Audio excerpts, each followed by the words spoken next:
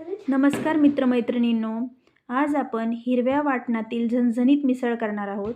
त्यासाठी मी गॅसवर एक पॅन ठेवला आहे। त्यामध्ये 2 चमचे तेल टाकून घेतले आणि एक मोठा कांदा कापून घेतला आहे, तो त्यामध्ये टाकून घेतला आहे। त्याच्यानंतर एक टोमॅटो टाकला आहे।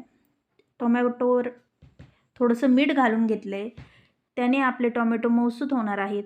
त्यानंतर थोडीशी हळद टाकून घ्यायची आहे आणि जी आपण स्वच्छ धुवून घेतलेली मोड आलेली उसळ होती ती त्यामध्ये घालून घ्यायची आहे आणि त्यानंतर पाणी टाकून घ्यायचं आहे।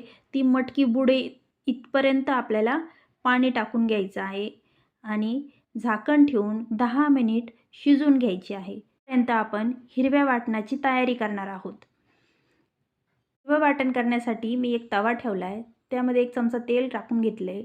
त्याच्यात शेंगदाणे टाकायचे आहेत। शेंगदाणे चांगले परतून घ्यायचे आहेत।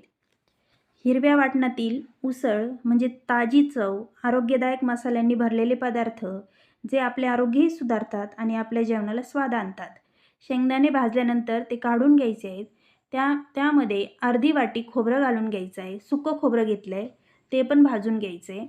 नंतर मी हिरवे धने टाकून घेतले 2 चमचे, ते पण चांगले भाजून घ्यायचे आहेत आणि काढून घ्यायचे आहे। नंतर 10 हिरव्या मिरच्या घेतलेल्या आहेत, त्या चांगल्या भाजून परतून घेतल्यानंतर त्याही काढून घ्यायच्या आहेत।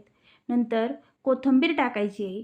थोडंसं तेल टाकून ती कोथिंबीर चांगली परतून घ्यायची आणि तीही काढून घ्यायची आहे।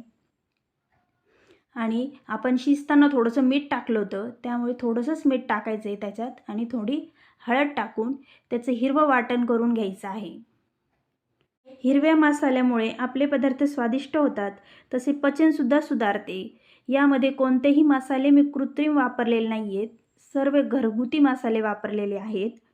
आपली मटकीही आता शिजलेली आहे। त्यानंतर मी एक कढई ठेवलेली आहे, त्यामध्ये मोहरी, जिरे आणि कढीपत्ता घालून चांगलं परतून घेतले। त्याच्यानंतर त्या तेलातच थोडीशी हळद टाकायची आहे, म्हणजे आपल्या वाटणाला छान रंग येतो। नंतर जे आपण वाटण केलं होतं ते त्यामध्ये घालून घ्यायचं आहे।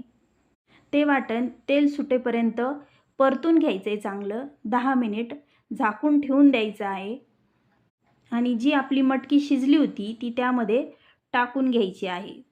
गरजेनुसार त्यामध्ये पाणी घालून घ्यायचं आहे। जसे हिरव्या मसाल्याची उसळ जेवणात तिखटपणा आणि ताजगी आणते, तसेच जीवनात चवदार विचारांनी उसळ आत्मविश्वास आणि आनंद देत राहते।